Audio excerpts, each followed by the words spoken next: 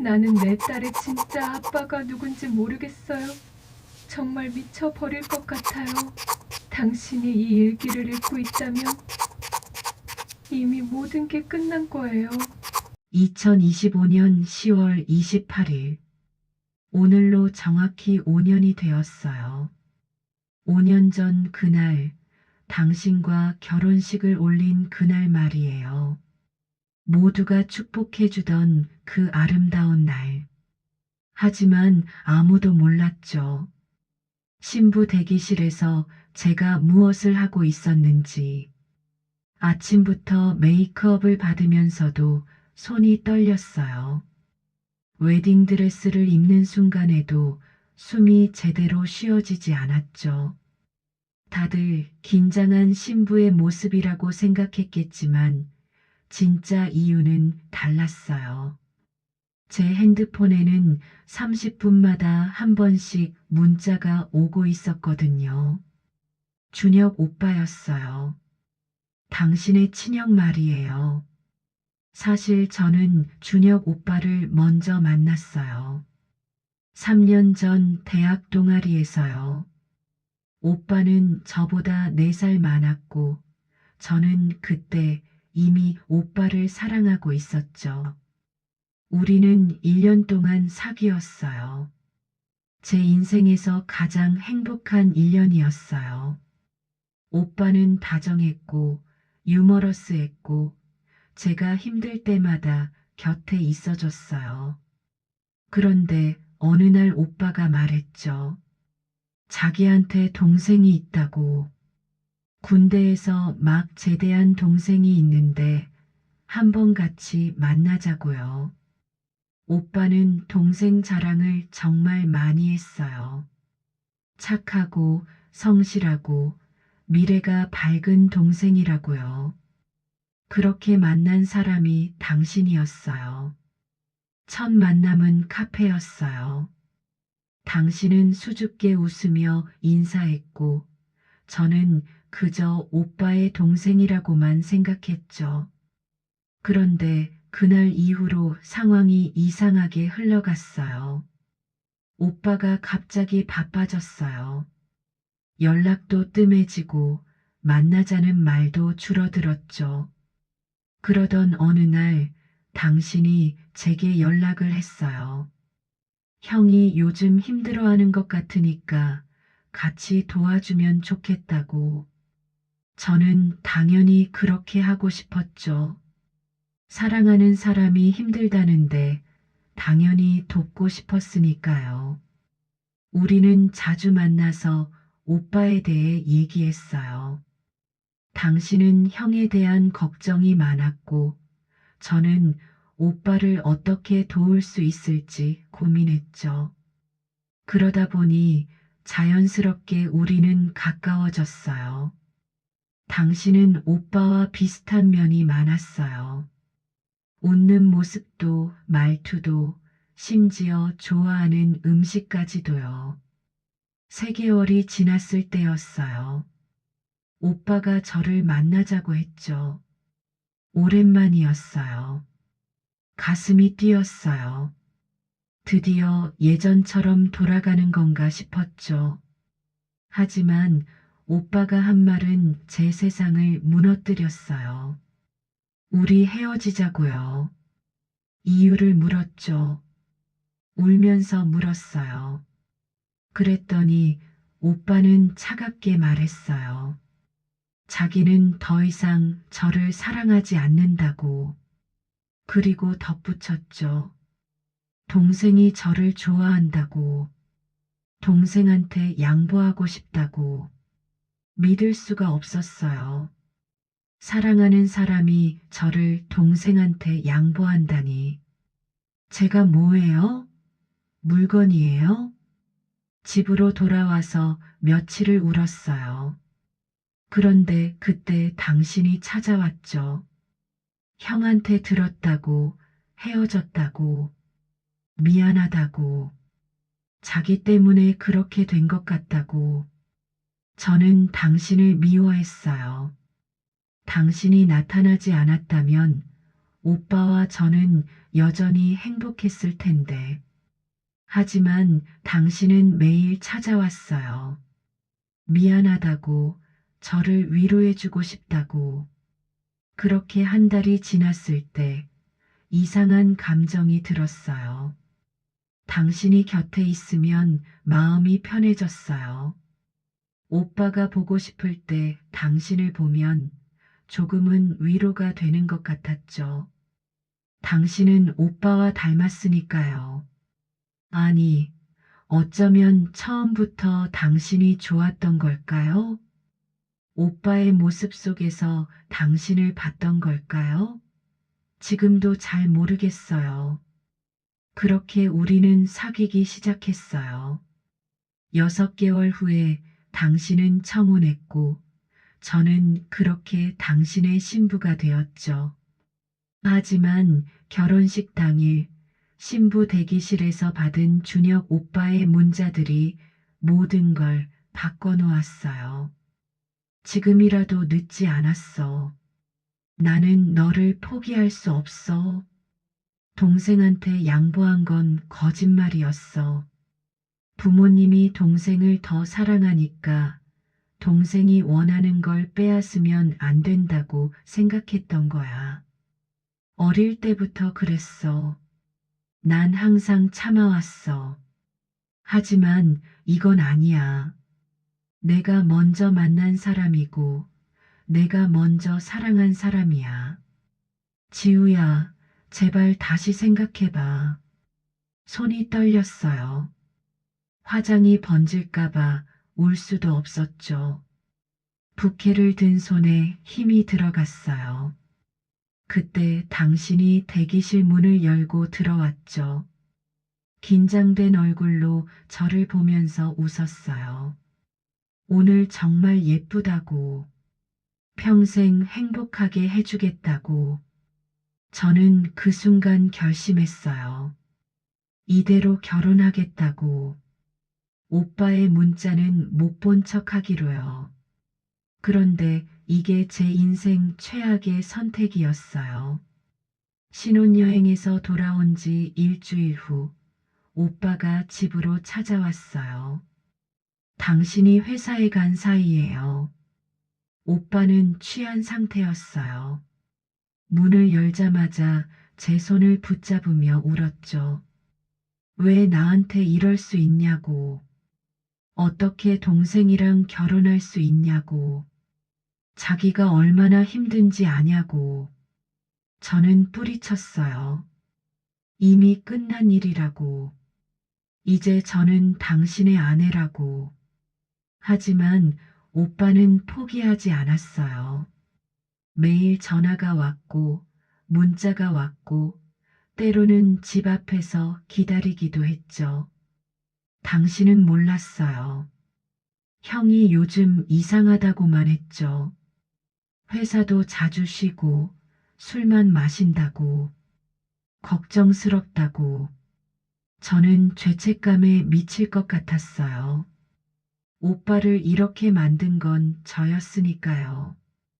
그리고 동시에 무서웠어요. 오빠가 당신한테 진실을 말하면 어떡하나.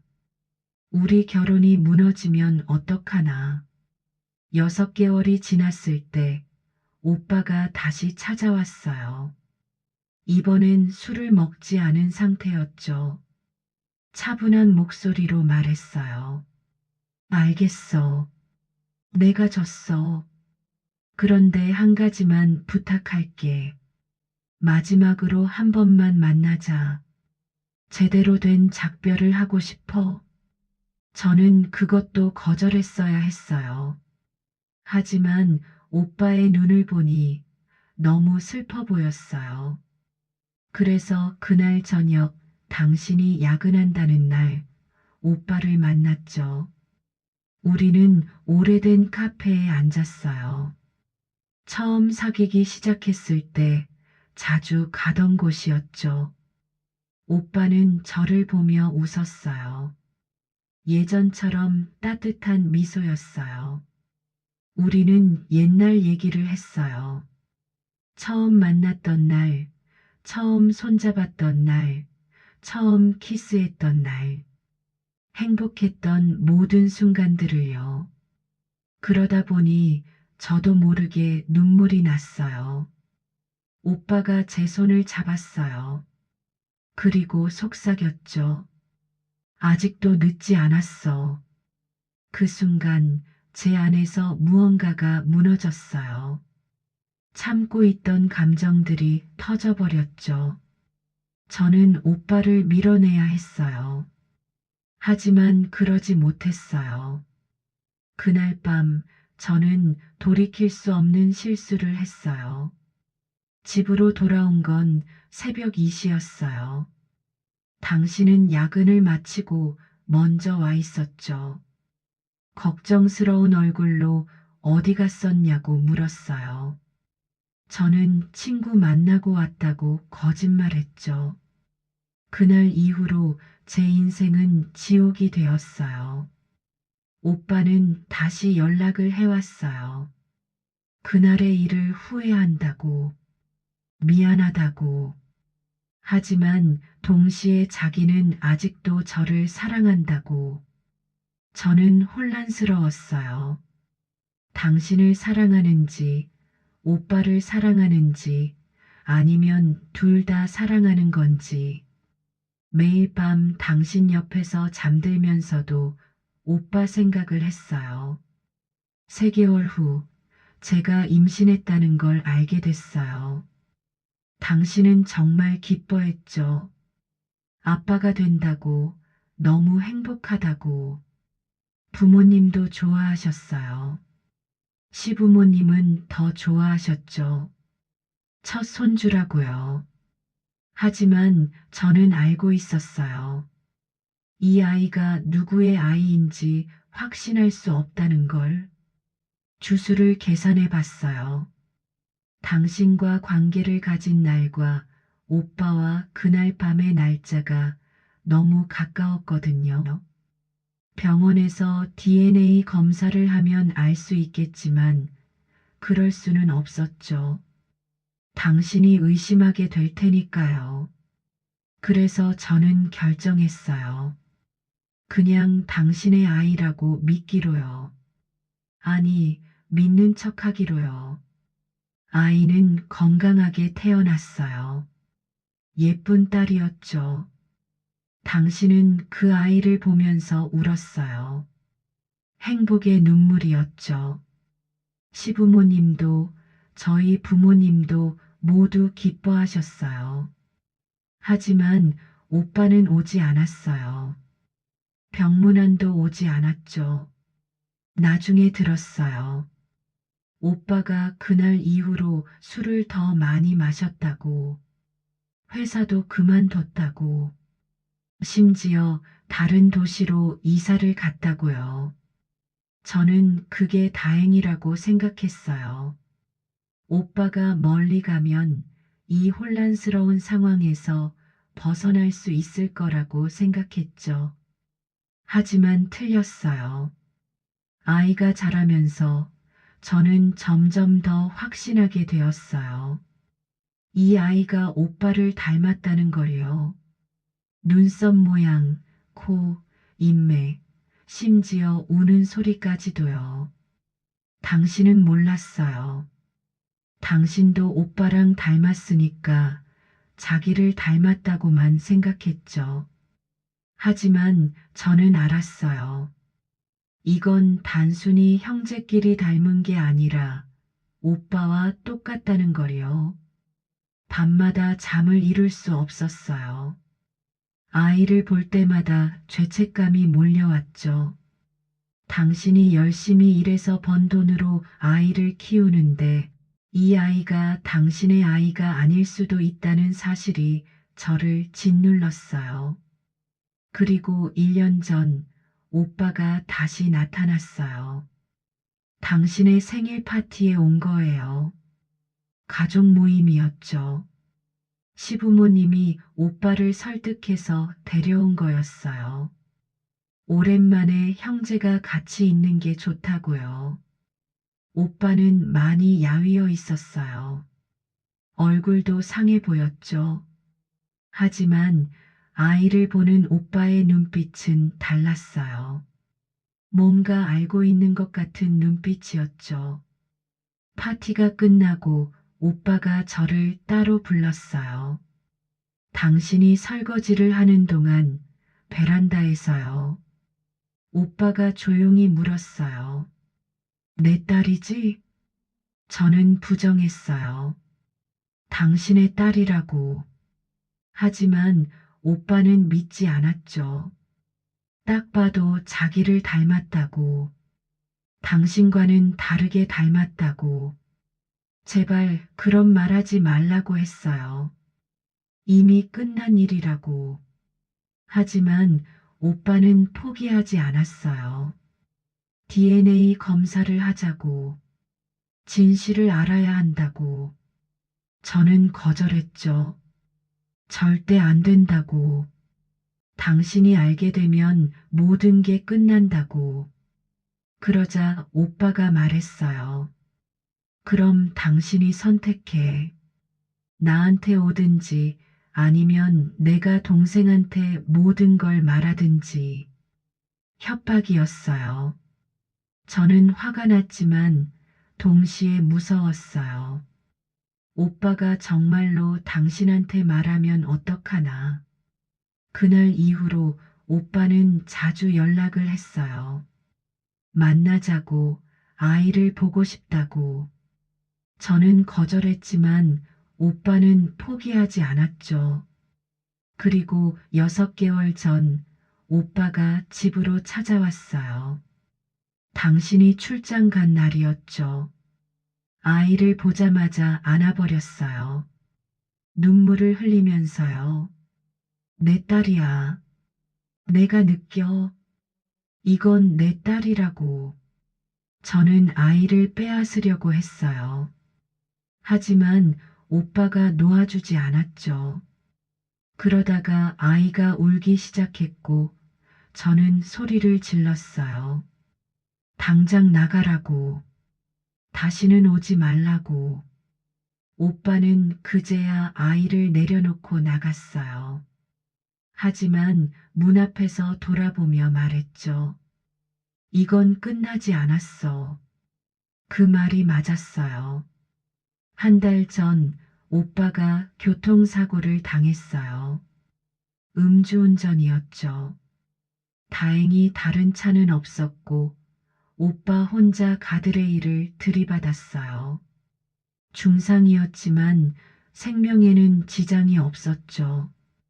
당신은 형을 간호하느라 매일 병원에 갔어요. 저도 몇 번 따라갔죠.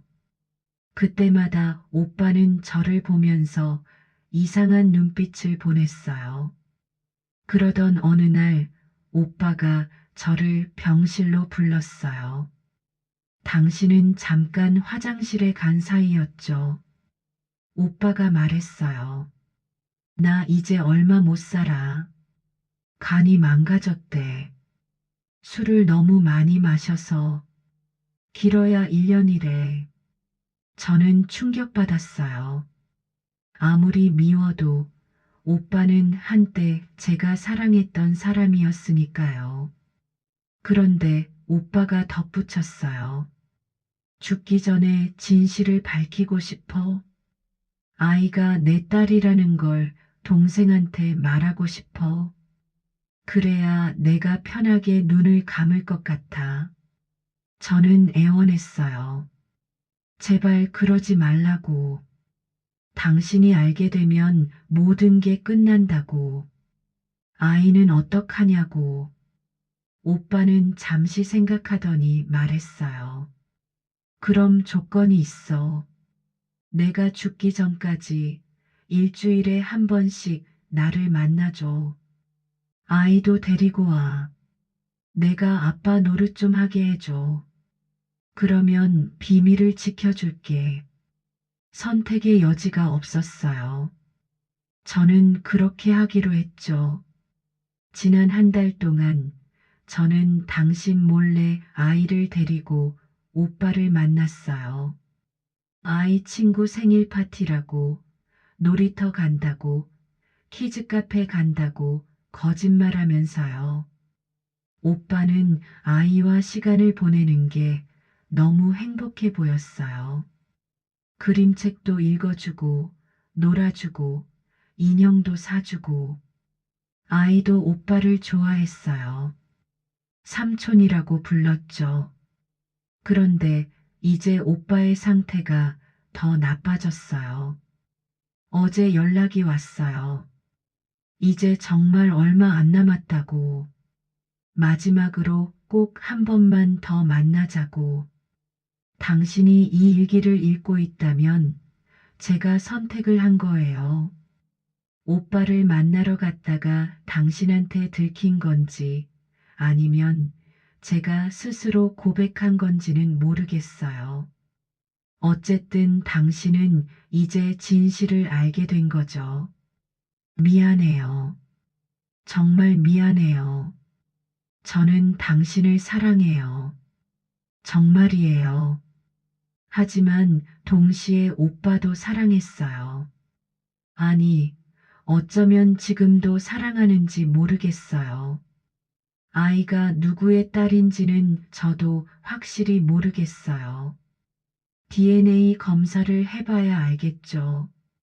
하지만 이건 확실해요. 그 아이는 저희 딸이에요. 당신의 딸이든 오빠의 딸이든 그 아이는 죄가 없어요. 제발 아이를 미워하지 마세요. 이건 다 제 잘못이에요. 그리고 당신이 선택할 차례예요. 이 결혼을 끝낼 건지 아니면 계속 유지할 건지. 어떤 선택을 하든 저는 받아들일게요. 그게 제가 할 수 있는 최선이에요. 다만 한 가지만 알아주세요. 당신과 함께한 5년이 거짓은 아니었어요. 제가 느꼈던 행복은 진짜였어요. 아이를 낳았을 때의 기쁨도 당신과 웃었던 순간들도 모두 진심이었어요. 다만 제가 나쁜 사람이었던 거예요. 한 사람을 온전히 사랑하지 못하고 두 사람 사이에서 흔들렸던 최악의 여자였던 거죠. 미안해요. 정말, 정말 미안해요. 이제 모든 걸 당신에게 맡길게요. 당신의 아내, 아니, 이제는 뭐라고 불러야 할지 모르겠네요. 그저 한때 당신을 사랑했고, 지금도 사랑하는 사람으로 남을게요. 안녕히.